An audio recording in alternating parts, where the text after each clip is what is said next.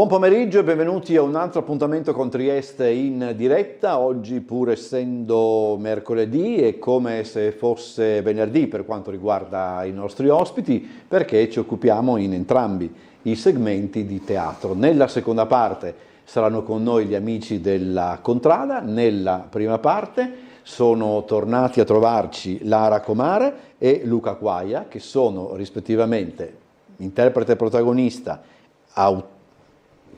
Lara Comare, autore e regista, Luca Quaia, dello spettacolo che andrà in scena al Teatro Sloveno a partire da venerdì, quindi da dopodomani, dove rimarrà tutti i weekend fino alla fine del mese. Ho detto giusta? Lo spettacolo si intitola Così vicino, è un monologo. È un monologo, sì. Ah sì, buon pomeriggio a tutti, buon pomeriggio, ben ritrovato, sono molto felice di essere qua. È reciproco, come diceva... Grazie mille. Non mi ricordo chi. Qualcuno che stava bene, qualcuno che sì, mi ricordo chi lo diceva, è reciproco, vabbè, poi mi verrà in mente. Sì, un monologo, quindi dico spesso, da sola, mi sento sola sul palco e la solitudine è proprio uno degli argomenti anche trattati in questo spettacolo, ma poi degli argomenti dello spettacolo farò parlare il regista perché ne sa più di me, no? Visto che è anche autore. Visto che è anche l'autore, sarebbe anche il caso. A proposito, no, allora, giustamente, che la domanda può essere curiosa. Quando una persona che è autore di un testo ne è anche il regista, cioè prevale la figura del regista anche sulla figura dell'autore? Buon pomeriggio a tutti, anche da parte mia, è un piacere essere qui. Fai sempre queste domande. Colpa sua, allora, non volevo farla, però mi è venuto in mente. Dal mio punto di vista, ed è anche il motivo per cui io amo la drammaturgia contemporanea, è che la puoi smontare, rimontare, distruggere, ricominciare in qualsiasi momento. Questo è uno degli aspetti che mi affascina di più, no? Il fatto di poter scrivere e riscrivere continuamente parti del testo, per me è un aspetto molto creativo.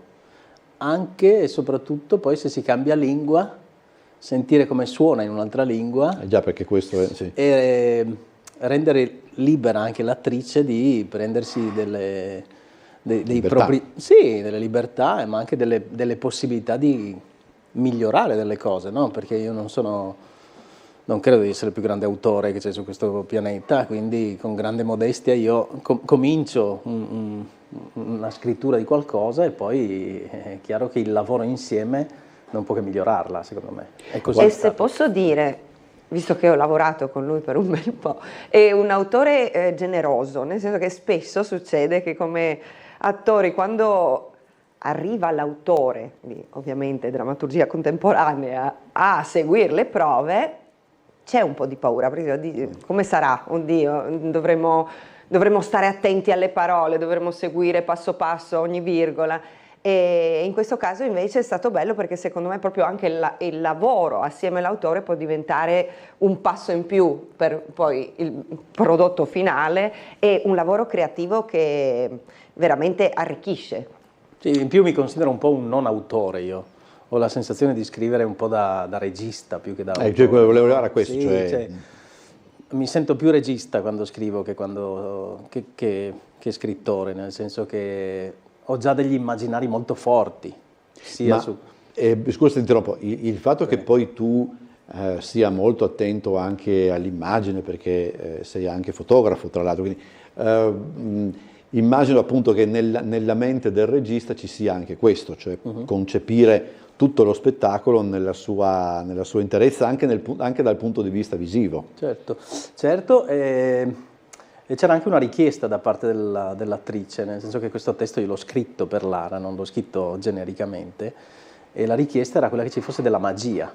Noi siamo molto attratti, io e Lara siamo molto attratti dagli aspetti magici che sono proprio insiti nel teatro, anche nella storia del teatro, no? Molto spesso il teatro viene risolto con aspetti magici, non con...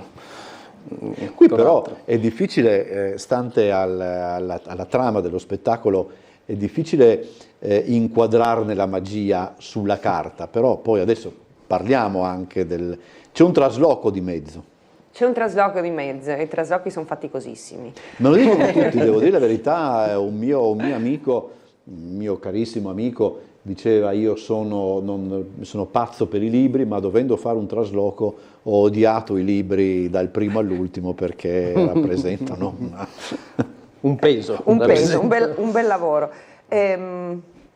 Secondo me la bellezza proprio di cui si parlava prima, vedere quello che c'è scritto, come hai detto anche tu, no? Immaginare e poi vedere quello che ne viene fuori e far parte di questo processo è la magia stessa. Cioè, il teatro è magico perché porta in scena delle cose che uno magari immagina in un modo e alla fine diventano tutt'altro, e quindi secondo me la magia è già in questo processo creativo, e i momenti magici, ne abbiamo parlato molto spesso io e Luca, sono quelli che secondo me catturano il pubblico, lo spettatore a un livello non razionale, a un livello più profondo, a un livello che in qualche momento ti fa tornare bambino, che in qualche momento ti fa emozionare, non sai perché. La magia ti porta a farti delle domande, ma non domande razionali che ti fai ogni giorno, perché la quotidianità, lo sappiamo, è fatta tanto di testa e di organizzazione, ma domande che magari non ti faresti mai e che escono da una profondità che o hai dimenticato o non conoscevi. È una scoperta di se stessi, e quindi la magia siamo noi alla fine, noi tutti, non parlo io e lui, che comunque sì. Ma... Per esempio, avendolo scritto per Lara, penso che non svelerò niente di così incredibile, l'attrice risolve un suo grandissimo conflitto interiore cantando, per esempio.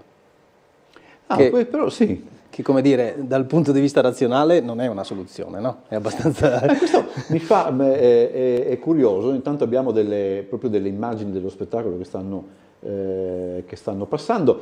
È curioso perché, per esempio, Ingrid Bergman sosteneva che quando lei invece aveva un problema si lavava i capelli, che dice che mi concentravo e riuscivo a venire a capo del problema. L'ha detto anche Giorgio Gaber, vedi?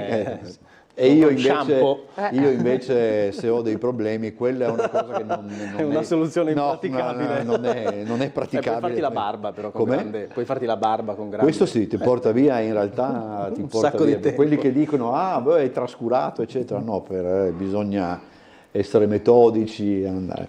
Allora, raccontiamo per sommi capi la trama.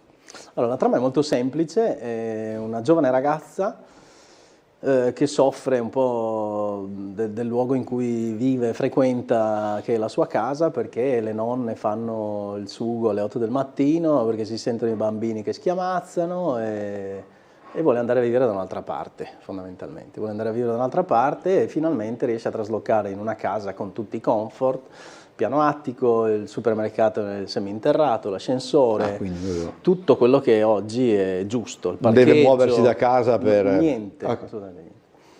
E a un certo punto però succede una cosa per lei drammatica, che sta per uscire di casa per festeggiare con le amiche, apre la porta e scopre che di fronte a lei abita, come lo chiama lei, un negro, no?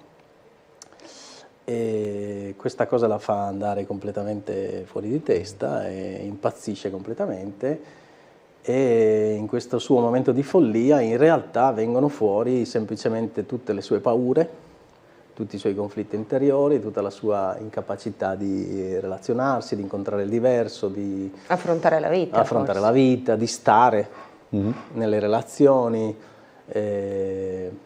E questa è semplicemente questa storiella è una scusa, semplicemente, per poter parlare di molti argomenti, secondo me, estremamente contemporanei, come la relazione con la tecnologia, per esempio, come le relazioni che vengono portate avanti grazie alla tecnologia, in che modo vengono portate avanti, come questa forma di egocentrismo, edonismo che c'è adesso. La nostra protagonista pensa, per esempio, che anche solo cambiarsi d'abito debba essere un momento da filmare e condividere. No? Ok. E chi lo fa? Sì, c'è chi lo fa e sta diventando sempre di più la normalità. Tu lo fai normalmente? No. Ancora no. Ancora no, solo però questione di tempo.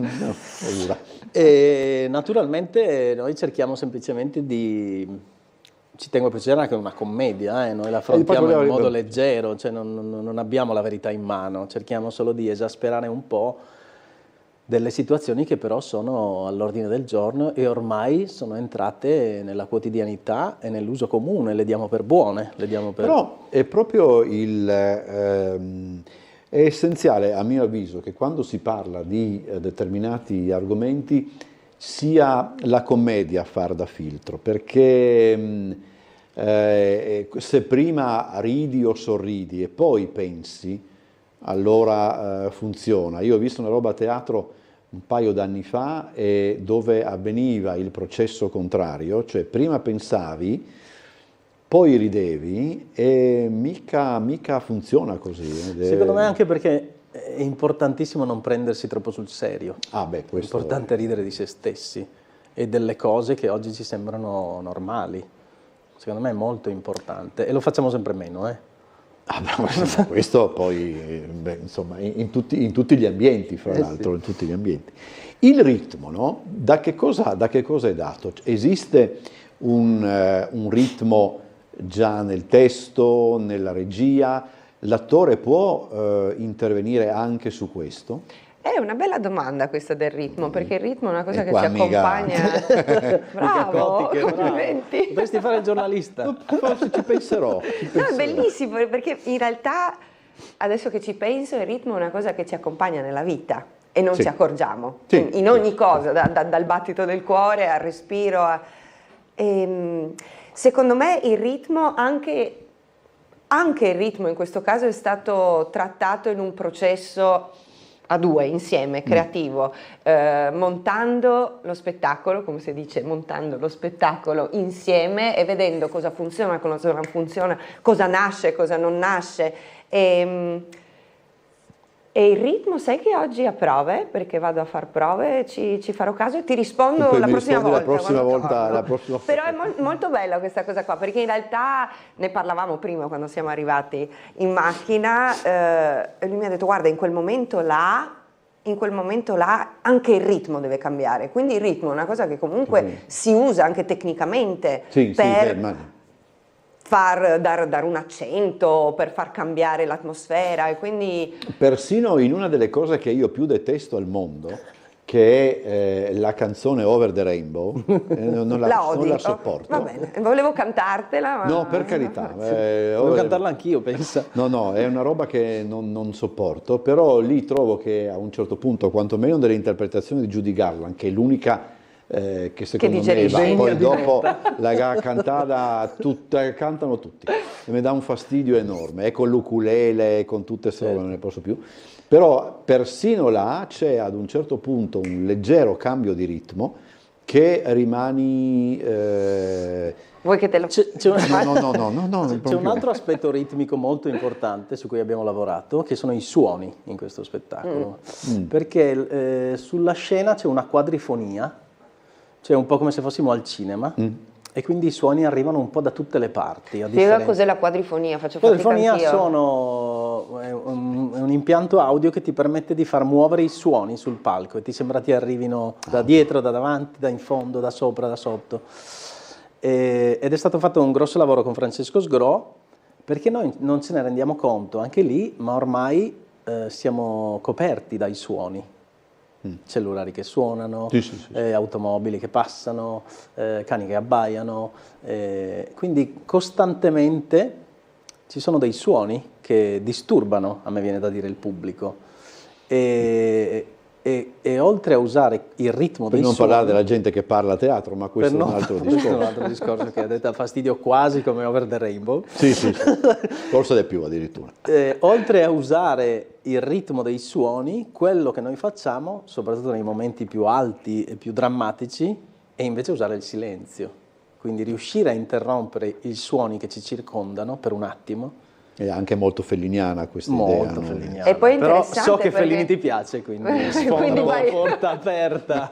No, però è interessante perché anche in questo caso trovare il silenzio, anche in un teatro che dovrebbe essere uno spazio difficilissimo. Difficile trovare un teatro che il riscaldamento, ci sono mille cose. No, è una cosa veramente che poi ti chiedi cosa significa, non siamo più abituati. No. Prezioso. Vabbè, questo non lo faccio perché sennò devierebbe. Dicelo, Allora, segna, dicelo, dicelo. dopo ve lo dico in separata sede. Ho lasciato a metà una domanda che è un po' sciocca, ma che deve essere fatta comunque, perché questo testo è già stato, ha debuttato già a Gorizia. Allora, è debuttato lo scorso anno in italiano, Yes. poi a Gorizia ha debuttato anche in sloveno. La domanda più sciocca che uno potrebbe fare, ma insomma, in fin dei conti poi anche le domande sciocche in realtà aiutano ad andare avanti, è proprio, siccome abbiamo parlato anche di ritmo, eccetera, e di suoni in un altro senso in questo momento, si coglie una differenza fra questo testo in italiano e questo testo in sloveno? Rispondo io o tu, prima? Insieme possiamo far così? Così. No, incredibile, a me è capitato più volte di fare spettacoli in 2 lingue e la sensazione come attrice è proprio di portare una cosa nuova, di scoprire delle cose nuove, di mettere, aggiungere dei significati, delle sfumature che prima non solo non c'erano, ma proprio non le avevo colte, perché ogni lingua porta con sé non solo una sonorità diversa, un ritmo diverso, ma anche un mondo diverso che sta dietro. Sì. E quindi la mia sensazione da performer, si dice così usiamo ancora una lingua, no, sto scherzando, da attrice è proprio di prendere in mano una cosa diversa e portare avanti una cosa diversa. Ed è meraviglioso, è veramente meraviglioso. Per me è entusiasmante sentire una cosa scritta in un'altra lingua. Entusiasmante, non è l'unico spettacolo che io ho in questo momento che gira in altre lingue. È entusiasmante perché è incredibile quanto la semplice sonorità di una lingua ti porti da un'altra parte, faccia diventare la protagonista più o meno arrogante, ignorante, aggressiva, solo per una questione di sonorità. E quindi devi un po' anche plasmare il testo a seconda di come suona, scopri cose nuove, come ha detto Lara, perché ti fa un suono diverso, ti fa notare di più una parola o l'altra. E si nota anche questo, adesso molto probabilmente tutti noi siamo più attenti a questo tipo di problematiche perché con le piattaforme chi vuole ha la possibilità di seguire i film anche e le miniserie nella lingua originale con i sottotitoli, laddove per esempio, non so, faccio il caso personale, l'inglese, il francese, sotto certi aspetti persino il tedesco, non parliamo dello spagnolo, ma comunque persino il tedesco, per tutta una serie di ragioni, sono lingue che, come posso dire, nelle intonazioni siamo abbastanza abituati, mettiamo, perché forse il tedesco un po' meno per via anche della postposizione del verbo, ma insomma, io adesso sto guardando una serie televisiva penso sia in svedese, o svedese o danese, e lì c'è una roba completamente, c'è un tono completamente diverso nelle frasi nelle interrogative, cioè, c'è proprio, torniamo al discorso di prima, un ritmo differente, una sonorità diversa che dà anche in quel caso, che dà anche la musicalità, che è data anche dalla musicalità o meno della lingua.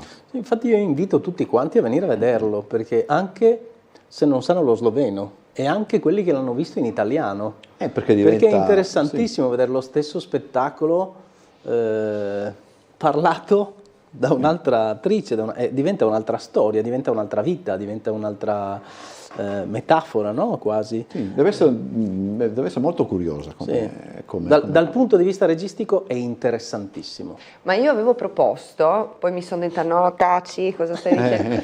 Fai entrambe le versioni in una serata, che lo facevo con spettacoli anni fa. Perché le persone si fermavano e la cosa più interessante dello spettacolo era dire wow, è diverso, confrontare le due cose, è veramente, veramente curioso. Tra l'altro, correggimi se sbaglio, non vorrei veramente fare un errore, ma tu c'eri nel cast di quello spettacolo coprodotto dallo sloveno E da e da Rossetti in Sala Bartoli. Come no? Mi Io ho ricordo- pensato a quello, Paurosa Bellezza di Marco Sossic, pensavi a quello? No, O La Grande allora, Guerra. quello della guerra. guerra. sì, di Igor Pisoni invece, Sì, sì. che si chiamava... Trieste è mi una sfugge. città. Trieste è una Trieste, città in città guerra. in guerra. Città in guerra. Sì, Più memoria di noi. È stato, adesso devo dire la verità, poi non è elegante fare delle classifiche degli spettacoli che uno vede, però devo dire la verità che è stato uno degli spettacoli più belli a cui io abbia mai assistito, Ah, proprio vero? per via delle 3 lingue, cioè Bello. anche per via delle 3 lingue che in quello spettacolo si parlavano, perché si parlavano in italiano, in inglese, in tedesco e in E si sloveno. usavano anche i dialetti, che anche quelli portano una sonorità e una profondità, una spontaneità Mi diversa. ricordo anche con una certa apprensione, perché a un certo momento ero in prima fila, mi sono visto venire incontro Maria Grazia Ploss Sì, sì, tutte le arrabbiata. donne, c'erano Maria Grazia di qua, Sì. io salivo, non mi Sì, ricordo. però vederti venire incontro la Ploss arrabbiata, ancorché per ragioni di... A volte anche per ragioni- strada fa un po' paura. Sì, sì, no, la Ploss io ho sempre... Ciao Maria Grazia. Io ho sempre questa... Chi è? Mi stai alzando la palla perché nella versione italiana c'è una voce registrata che è quella di Maria Grazia Ploss, non che so. fa la nonna. Quella della nonna? Certo, Vabbè, ormai. mentre nella versione slovena c'è Nikla Petruška Panizon che fa sempre Anche lei la nonna, nonna, sì. insomma. E io citerei ancora l'Antonella, perché abbiamo Citiamo detto- ancora Antonella Caprioli, la costumista, così abbiamo citato tutti. Abbiamo visto anche appunto abbiamo visto le immagini e diciamo anche chi fa le luci, scusi proprio tutti quanti. Sì, io. Così pagano uno per fare 3 robe, insomma. Vuoi che ti dica anche chi ha fatto chi fa i suoni? Adesso? Adesso Io? io. No, è come l'associazione Operetta che ha dato il premio Operetta ad Andrea Binetti, così per il galà dell'Operetta lo ha pagato col premio, Esatto. insomma. E questo è anche... No, però questo in realtà è una cosa meravigliosa, perché siamo snelli, è un invito Molto a, snelli, sì. a fare un bel giro, una Siamo bella tournée. magri, siamo magri. Allora ricordatevi, poi dopo daremo nuovamente i ragguagli, che lo spettacolo è in scena tutti i weekend di gennaio a partire da Venerdì. dopodomani, insomma, da venerdì. Abbiamo parlato di serialità. Io non potrei, penso che se io non ti chiedo qualcosa del Paradiso delle Signore, Qualcuno si potrebbe offendere. no, su mia cugina. No, Mia tua cugina cugina, no. l'altro giorno ci ho parlato, vive a Pordenone, quindi bisogna anche capirla da questo punto Io, di vista. io posso darti una chicca del Paradiso delle Signore, perché io ho una ragazza alla pari che si occupa dei nostri figli, che è spagnola. Esiste la versione sì, spagnola, sì. Ma non del spagnola, Paradiso- catalana. Catalana, brava, catalana no, qua del bisogna- Paradiso delle Signore. Quindi invito chiunque ad andare a cercare, penso su internet si trovi, vabbè, sì, una poi. versione catalana di Lara nel cioè, Paradiso delle doppiata Certo, in... certo. Ah, ho capito, doppiata. No, pensavo che fosse un format No, adattato... proprio quello lì, perché- quello lì. Ah, non sapevo. Velvet No, no. mi pare... Vabbè, no, forse genere ancora che non c'entra niente. Però, allora, se io non parlassi del Paradiso delle Signore, mia cugina non mi parlerebbe più e forse... Potrebbe essere Pensaci un attimo. Posso pensarci. Mandiamo ma la comunque, pubblicità e ci pensiamo? Ci pensiamo un momento. Però è vera anche una cosa, no? Fino a qualche tempo fa il concetto di serialità era visto in un certo modo, no? La serialità era, diciamo, la telenovela e tutto quello che è intorno alla telenovela, anche di deleterio, esisteva. Da qualche anno a questa parte la serialità è diventata qualcosa di molto più importante, anche per voi attori, logicamente, per gli telespettatori, perché appunto se uno poi ha non voglio dire il coraggio, ma ha l'ardimento di andarsi a vedere le serie nelle lingue originali con i sottotitoli, è un arricchimento per tante ragioni, però c'è un cambio da così a così rispetto a qualche anno fa. Ma è una domanda che mi sono posta e mi ponevo, non da sola, ma anche con i colleghi. soprattutto i colleghi che lavoravano con me a teatro, dove Sì. si faceva teatro impegnato, si faceva cultura, dove si portava avanti un'idea di proposta, diciamo, al pubblico. E poi ci siamo detti, ma se noi portiamo qualità nelle cose in cui facciamo, la qualità delle cose si alzerà. E quindi diciamo che io sono stata mossa perché ho iniziato con la TV in Slovenia, Sì. sono stata mossa da curiosità.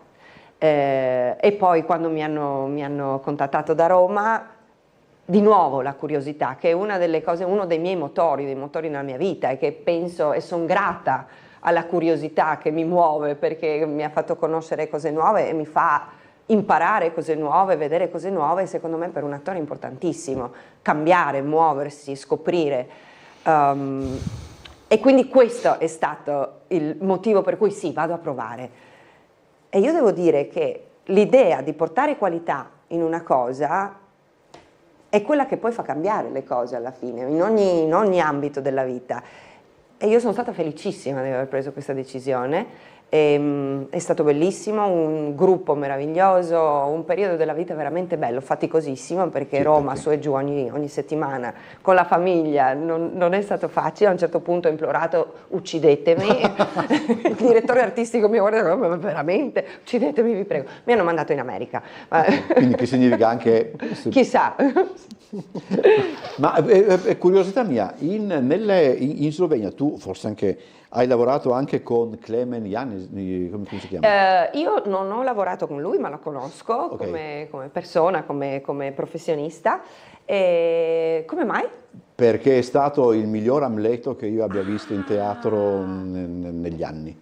Che bello. È stato uno spettacolo dello stabile. Sì, però hai appena detto che non ti piacciono le classifiche e continui a... Ah, già. No, però sai che avrei dovuto fare? Sono andata a Roma a girare il Paradiso del Signore, se no avrei girato a Lubiana con Clemen. Ah, ecco, comunque Sì. se lo dici, Sì, è avremmo stato fatto la coppia. uno dei migliori. Questa è una vecchia battuta, un aneddoto che riguarda Billy Wilder su questo, ma è un altro discorso. Allora torniamo invece allo spettacolo così vicino. Quali sono gli orari? Perché, niente, sì, venerdì e sabato alle 20 e la domenica alle ore 16. Esatto. O come succede sempre con il Teatro Sloveno, fate attenzione perché c'è anche l'autobus Che guida Rossana. che guida la nostra cara la Rossana Pagliaga, Pagliaga. Guida e canta anche così, Sì, e guida e allieta canta, sì, sì. tutti Allieta il quanti. viaggio.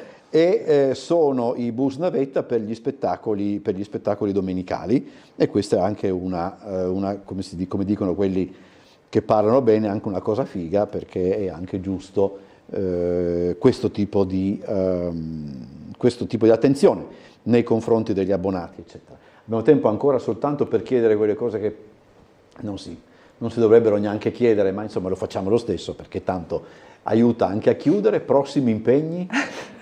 Io sono scaramantica, quindi... E non si direbbe, perché... vabbè, quello- però proprio per questo, perché questo ok. è combattere contro le proprie paure, e questo è uno degli argomenti dello spettacolo così vicino. Venite a vederci venerdì alle 20, no? Fatta È uscita apposta, così? sì, fatta apposta a mettersi certo, però. Ah, ok. No, me l'ha fatto mamma Ah, no, a vabbè. Natale, ho avuto l'influenza a Natale fino Ma a noi non ieri siamo e non l'ho mai, scaramantici. mai messo, e quindi oggi Ah, no, allora. è per la mia Sei mamma. scaramantica? Non- Scamarantica Sì, si dice. esatto. Sì, Maranteca è un'altra cosa che, parlando della PLOS, e invece Ma io che più che i prossimi impegni vi racconto solo l'altro spettacolo che sta girando, che amo molto, che si intitola Bello, che ho scritto ed è messo insieme dal mio caro amico torinese Francesco Sgro, che è quello che ha fatto le musiche di questo spettacolo, che è uno spettacolo di circoteatro, che spero che prima o poi arrivi anche da Arrivi queste anche parti. Stiamo girando l'Europa, è già tradotto in 4 lingue. Anzi, ti invito a venire a vederlo In prima o tutte le poi, lingue. perché sono curioso di vedere in che punto della classifica riusciamo a posizionarci. È Allora- fatto tutto da ragazzi giovanissimi, acrobati straordinari, attori fantastici, il quindi titolo è Bello, bello. che è anche facile da ricordare. Esatto. Grazie a Lara Comare e Luca Acquaia per essere stati con noi, buon lavoro ad entrambi. Pubblicità, poi parliamo sempre di teatro con l'Armonia.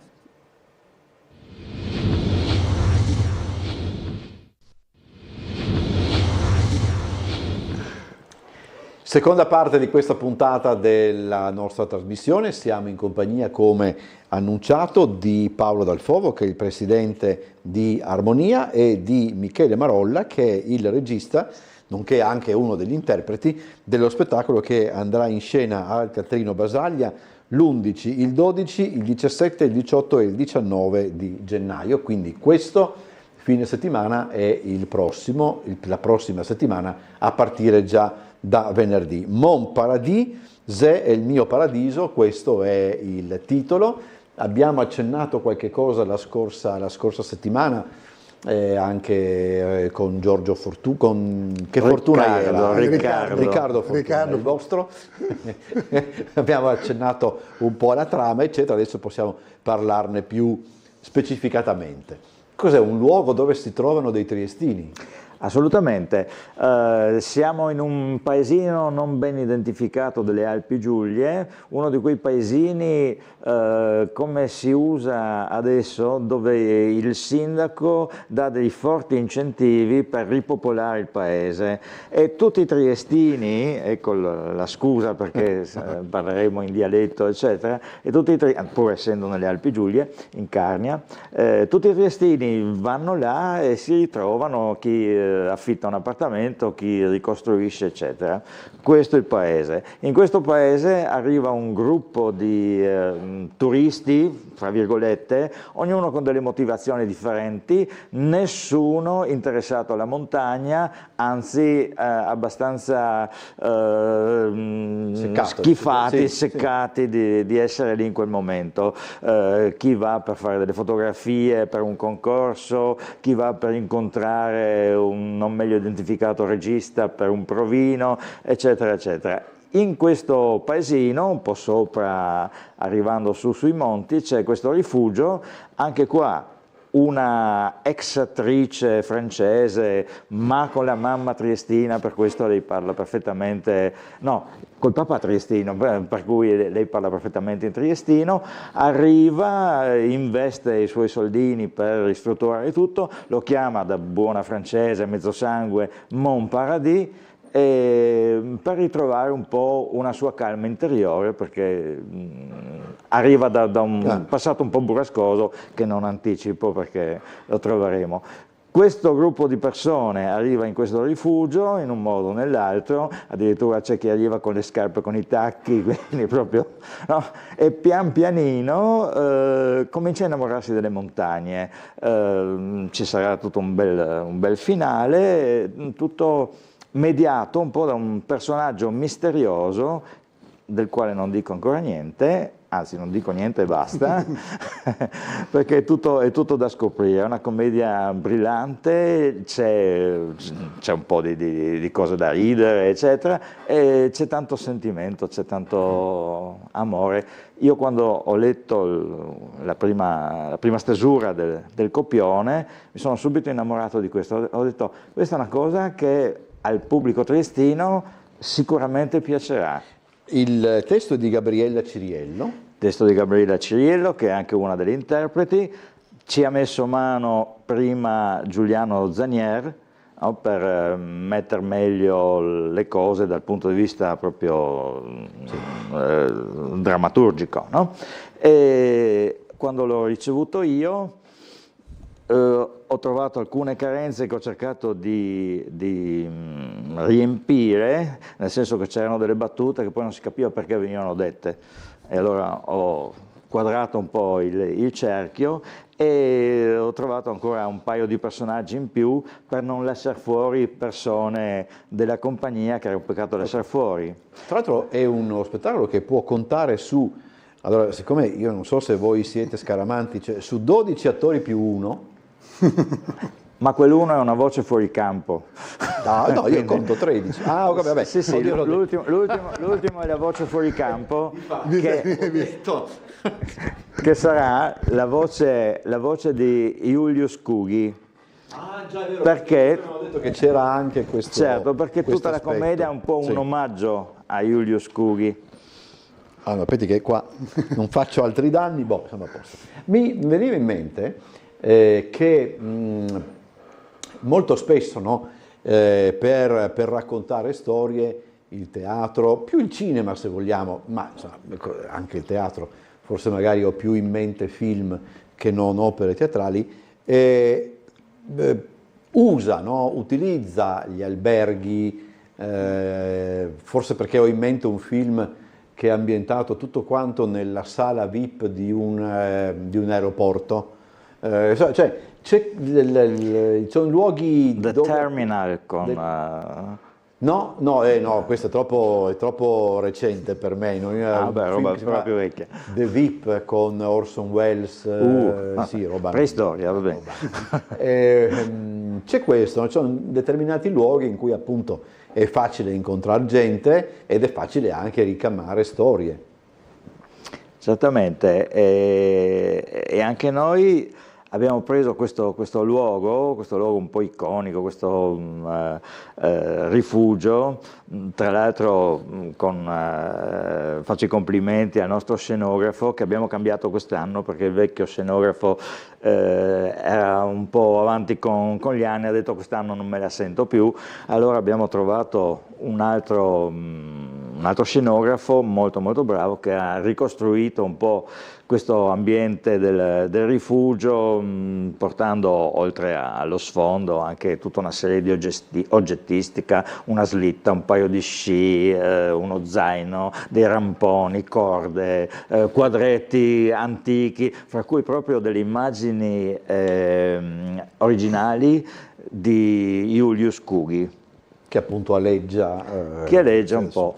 Tra l'altro, questo è anche, cioè, è anche vero che si tratta di una location, chiamiamola così, termine che non è che io apprezzi molto, ma insomma, alla quale i triestini sono abituati, no? Perché chi di noi non va oppure non ha avuto parenti e amici che il fine settimana si prendono e vanno... La passione dei triestini per la montagna è famosa, insomma, no? Io sono rientrato l'altro giorno dall'Austria. Anch'io. Quindi c'è un'umanità diversa, no?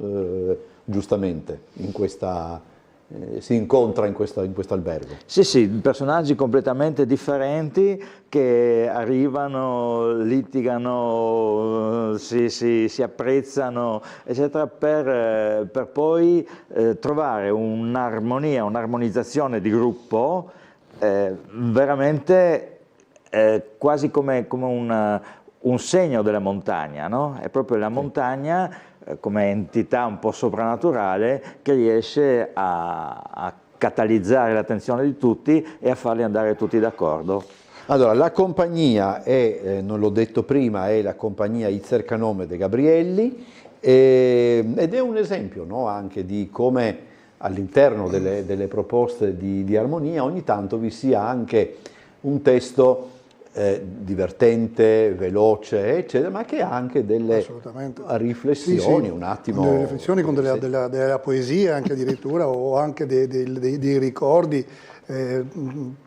Altre sono compagnie, oltre appunto a quelle dei Cercanome de Gabrielli, che fanno questo tipo di lavori, ricordo gli amici di San Giovanni, sì.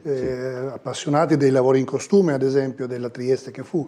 Dunque, ma questo è giusto, questo fa parte del patrimonio che abbiamo come armonia di preservare il dialetto triestino in tutte le sue forme, quelle moderne, come facciamo tanti delle nostre compagnie, la mia stessa negli ultimi anni, che appunto recuperando dei testi o scritti precedentemente oppure anche come in questo caso che sono questo è originale, esatto, è originale, però che ricalca un po' questo modo un po' sentimentale di fare il teatro. Ecco. Qui poi c'è il caso, questa è una di quelle domande che per certi aspetti fa il paio con quelle che ho fatto agli ospiti precedenti, perché l'autrice è in scena.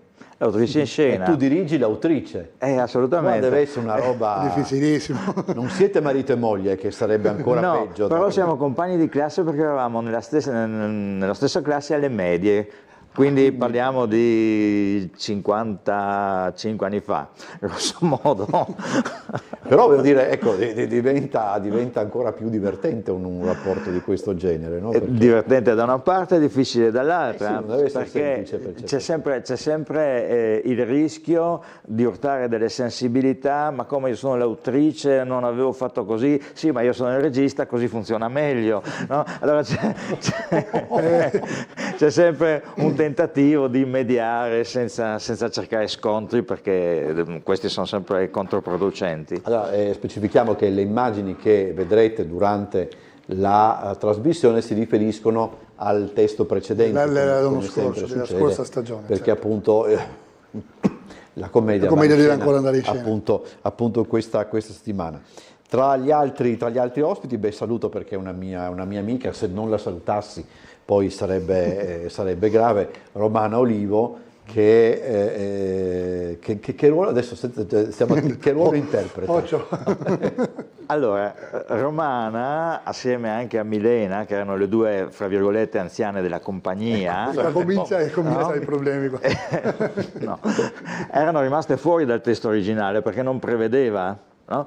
Però a me veramente dispiaceva lasciarle fuori e ho creato io due personaggi a cui facevi riferimento sì, prima. Una specie di cameo che aprono e chiudono la commedia, e sono le due anziane del paese, una non vede niente, l'altra sente meno, quindi c'è questa cosa un po' spiritosa, questo è anche delle volte il bello delle compagnie amatoriali, no? Che c'è spazio per tutti. E guai se no. E ci deve essere anche, soprattutto, altrimenti rischi di perdere per strada negli anni delle persone il nostro patrimonio sono le persone, gli attori, sono il patrimonio delle compagnie. Chi è quello all'interno, adesso se si può fare, se è una signora magari, però chi è quello più che fra gli interpreti di Armonia che ha la maggiore anzianità di servizio? Temo sia Romana, lei è romana, ma anche Giuliano Zaniel con sua moglie, con Giuliana Artico, anche perché è iniziato da bambini, no? Roberto Tramontini, Monica Parmegiani, ma ce ne sono tanti, perché non sono dire Parmegiani se ne senti. Volevo. Sapevo che andavi là, non voglio parlare là. No, ma a parte le battute, poi di persone che hanno iniziato da ragazzine addirittura. Io un po' leggermente dopo, a 20 anni, dunque comincio ad avere anche io la mia storia teatrale, 40 anni di palcoscenico presto. Invece tu sei anche che interpreti un ruolo. Io interpreto un ruolo misterioso. Ah, ok, allora non... Però anche là, qui c'è l'altro problema, no? Che qui c'è in scena, adesso si complica ancora di più la vita, perché c'è in scena l'autrice, c'è in scena il regista che diventa attore e non più regista. Che tra l'altro autrice e regista all'interno della commedia diventano coppia. Coppia non nel senso letterale, coppia di dialogo, no? Sì, sono cercate le complicanze però. Come molto rumore per noi, che sono quelle dinamiche teatrali, però è curiosa sta cosa, insomma. Sì, invito veramente tutti a venire a vedere, perché a spiegarla non rende, a vederla, e mi ricollego un momentino al fatto della cronologia degli attori, per dire che nella nostra compagnia ci sono almeno 3 elementi alla prima esperienza. Ah, questo è anche bello allora. È bello e difficile, nel senso che dal punto di vista mio del regista ho dovuto fare un sacco di fatica per cercare di amalgamare un po' il gruppo. Tante compagnie hanno il loro gruppo ben solido, consolidato, eccetera, e per il regista è molto facile. Quando invece la compagnia si incontra per la prima volta con questa performance, diventa tutto un po' più difficile. Infatti noi abbiamo cominciato le prove già a inizio settembre, proprio per cominciare a rodare, e devo dire che i risultati sono stati soddisfacenti, ma questo lo dirà il pubblico magari da sabato in poi. Un'altra persona che conosco, non una mia amica, perché insomma, però c'è anche Manuela Stocchio, conoscevo di più la mamma tra l'altro, quindi Ecco, Manuela è anche un personaggio eccezionale perché risolve i problemi. A un certo punto ha dato forfait questo nostro scenografo. Chi conosce un scenografo? Lo trovo io. Mi manca un attore, chi potrebbe? Ho trovato io. C'è un vestito ce l'ho io. Come si chiama sto scenografo allora, visto che... Ti do il nome d'arte, okay. Che è Fritz Guest. Fritz Guest.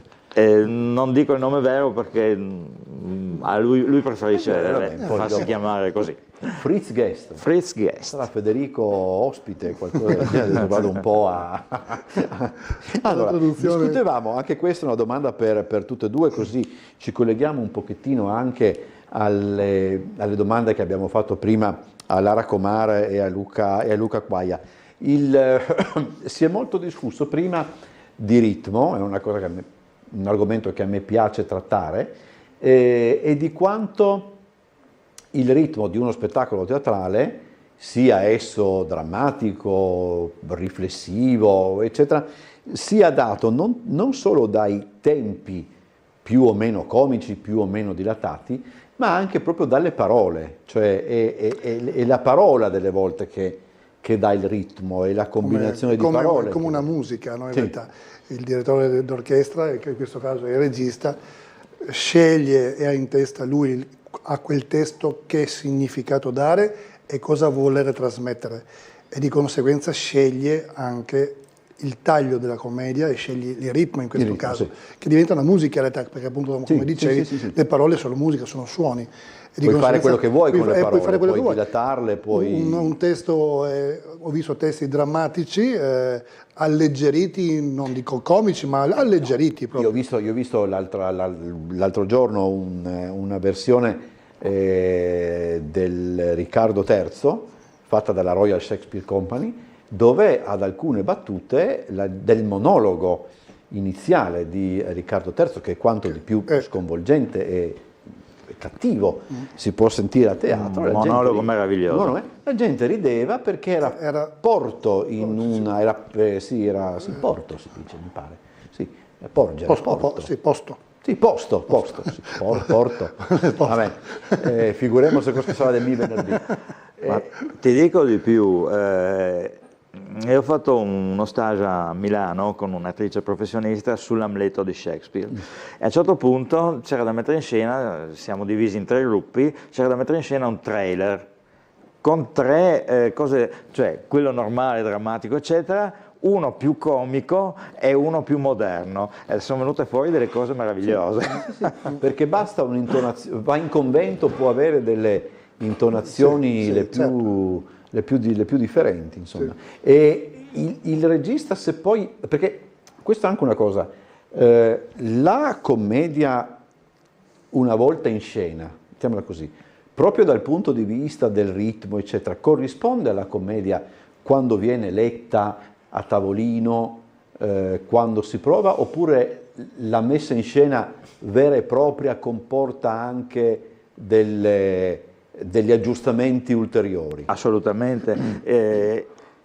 Dal momento in cui ho letto il copione principale, al momento in cui ho detto ecco questo sarà il definitivo, alla prima lettura la premessa è sempre questa: questo è il testo definitivo, guardate che quando andremo in scena sarà una cosa non completamente diversa, ma molto cambiata, perché si troverà che una certa battuta forse sarà meglio ampliarla, cambiarla, velocizzarla, rallentarla, no? E quindi tutto è dinamico nella regia, perlomeno nella mia regia. Sì, la costruzione è stata facendo proprio anche. Ma poi anche ci sono dei pezzi di testi che vengono spostati, quelli magari più famosi, per esempio l'Amleto, visto che siamo in tema, ci sono alcuni momenti che vengono spostati da una parte all'altra, alcuni arrivano, in alcune versioni vengono prima, in alcune versioni tante modifiche dopo. vengono fatte soprattutto su commedie, oggi su commedie di Goldoni ad esempio, perché duravano molto, tanto tempo.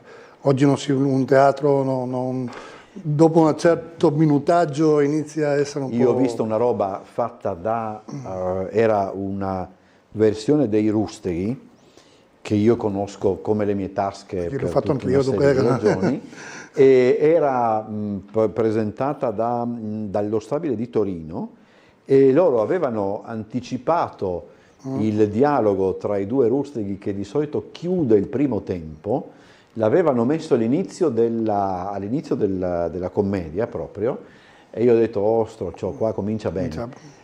E invece poi mi sono accorto, man mano che la cosa proseguiva e man mano che poi si dipanava la commedia, che paradossalmente, messo in quel punto, non toglieva assolutamente niente al proseguo, anzi ne era una sorta di introduzione, era un'operazione, è una delle versioni più belle dei Rustighi che io abbia visto, paradossalmente perché tradiva l'impianto, però se fai robe con intelligenza... certo. Assolutamente, se il regista è, fra virgolette, geniale, no? Riesce, cambiando un qualcosa, a dare un aspetto nuovo, più fresco o più interessante o più misterioso alle cose, senza stravolgere la commedia stessa. C'è un documentario su Valentino, che va benissimo come esempio, c'è un documentario su Valentino, il sarto, insomma, che arriva un giorno, vede un abito e a questo abito aggiunge 2 fiocchi. 2, non uno di più, completamente e ha cambiato la genialità. No? Sì, là vedi proprio il genio e chi vede le cose già finite, ecco, insomma, certo. non in itinere. Già che ci siamo, visto che si parlava di un seminario su Amleto, cosa che a me incuriosisce molto, non so se avete approfondito il personaggio che io trovo che fa in modo che a me Amleto non piaccia tanto quanto altre robe di Shakespeare, compreso quella che non si può nominare, il personaggio di Claudio, dell'Amleto. Dovrebbe essere il cattivo della situazione, quello che macchina tutto quanto, in realtà poi anche Gertrude ci mette del suo, eccetera. Però io l'ho sempre trovato poco incisivo come personaggio, indipendentemente dagli attori straordinari che ho visto in scena interpretarlo. Avete parlato anche di Claudio in quel seminario? Abbiamo fatto un piccolo monologo che fa Claudio a un certo punto quando prega, eccetera, e l'abbiamo fatto in maniera tale che portava l'attore a sentirlo talmente tanto che veniva fuori una cosa strepitosa. Mi sarebbe incuriosito vederlo, perché, ripeto, è una mia... Così, insomma, ognuno ha le sue, insomma, poi dopo... Secondo me Claudio è un personaggione... Io non riesco a cogliere questo aspetto da dove io sono convinto invece, ma tutti quanti le persone con cui ho parlato mi hanno detto ma no, è assolutamente assurdo, eccetera. Io sono convinto che Polonio è stato l'amante di Gertrude, ma questa è una mia idea, eccetera. Chi lo sa, ma tanto finisce male, quindi. Sì, giravolta missia, mal che va, insomma. Allora, questo è, poi prima di salutarci daremo ancora gli appuntamenti, i ragguagli come mi piace dire, però poi... Posso portare gli appunti? Vedo già, perché... Un conto è quello che va in scena al Teatro Basaglia, un conto è quello che Armonia quello che ormai porta in giro. Che già sai, perché appunto poi iniziamo l'anno alla grande, perché con loro che vanno in scena. Abbiamo iniziato già in realtà con il Fuori Abbonamento con Alessia, con un sold out strepitoso, ma non avevamo dubbi. Lui era preoccupato, ma noi no, perché lui porta veramente... Lui è sempre preoccupato. Iniziamo appunto con la compagnia di Izzaccamo e Gabrieli, che vanno in abbonamento per la 4ª commedia in abbonamento della 40ª edizione, 40° cartellone dell'Armonia. Domenica 12 subito, questa domenica qui, a Prosecco alle 17, la compagnia dell'Armonia va in scena replicando Il Destin nella Man, il testo portato in scena ad aprile della scorsa stagione. Okay. Prossima settimana invece domenica 19, la mia compagnia Alexia del Toti, siamo in Sale Luttazzi, ecco, riprendiamo anche in Sale Luttazzi tutti gli appuntamenti dell'Armonia in cartellone, con Tutto può succedere alle ore 17:30, E a Muggia in contemporanea al Verdi la compagnia Cibio di Chions, adesso devo leggerlo che non sbagliare, di Pordenone, con la commedia musicale Un matrimonio a sorpresa, mamma mia. E questo qui è un'ospitata che noi facciamo perché collaboriamo molto col comune di Muggia per appunto imbastire il cartellone del Teatro Verdi. E abbiamo a disposizione parecchie date, oltre alle nostre compagnie invitiamo sempre le compagnie amiche con le quali facciamo queste... È stato restaurato benissimo. Un bellissimo teatro, davvero, le sedie, i poltrone nuove, tutti gli impianti nuovi, veramente un bel teatro. E questo è proprio per iniziare, perché poi lo sai, mano a mano abbiamo in continuo ogni weekend, ogni compagnia, escono 4-5 compagnie a weekend.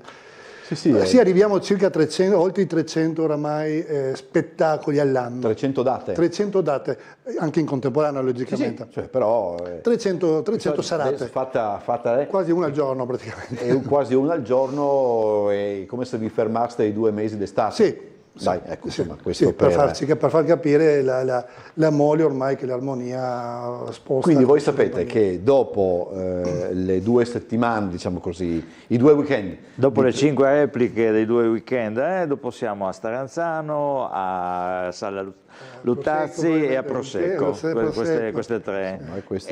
E dopo, a proposito di estate, fermi col cavolo, perché dopo ci chiedono sempre una replica o 2 estiva. Tra un po' io e Sabrina partiamo all'attacco con le compagnie. Allora giugno e luglio chi è libero? Immagino quando ricevete la telefonata della Censchi verso marzo. Anche prima.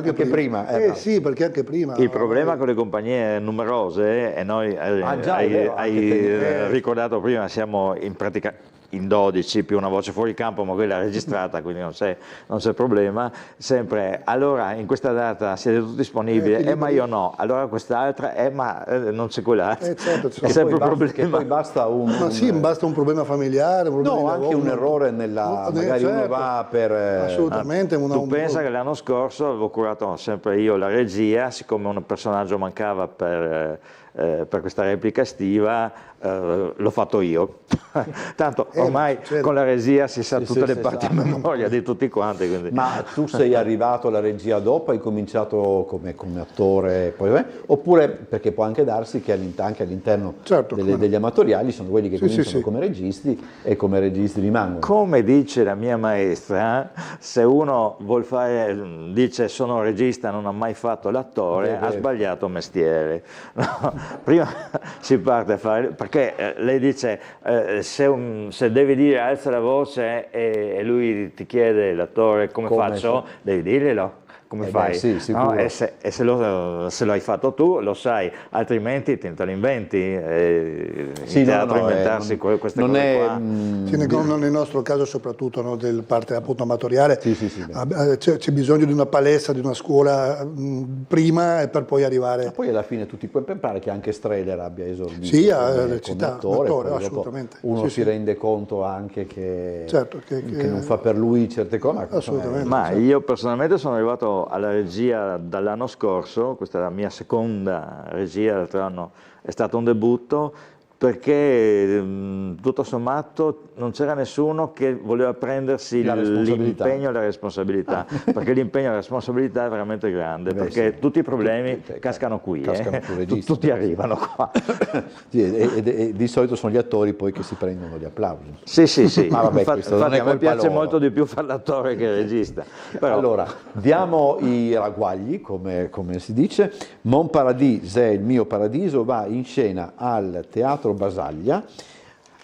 Qua, dunque, l'11 e il 12 di gennaio alle 20:30. L'11 e il 12 alle 16:30. Ah, perché sabato e domenica. Chiedo scusa, ho fatto confusione con ste date. Allora, l'11 è il sabato e va in scena alle 20:30. Domenica è il 12 e va in scena alle 16:30. Perfetto. La settimana successiva, invece, c'è anche la replica del venerdì, prossima settimana è il 17, quindi 17, Venerdì, è venerdì 17 e 18 alle 20:30 e il 19, che è di nuovo una domenica, alle 16:30. Quindi ho fatto un Perfetto, po' di bravo, confusione, no, hai insomma, fatto bene. ho fatto rimediato alla fine. Allora io ringrazio Paolo Grazie, Dalfogo grazie a te, e come sempre. Michele Marolla per essere stati con noi. Buon lavoro ad entrambi. E buon teatro a tutti, come E buon teatro a tutti. Noi parleremo di teatro tra l'altro anche venerdì e ci vediamo però domani, che è giovedì. Devo ricordarmelo perché questa settimana veramente con i giorni faccio un po' di confusione. Ci vediamo domani a partire come sempre dalle 18 circa. Grazie a tutti e buona serata. Grazie e buon teatro a tutti.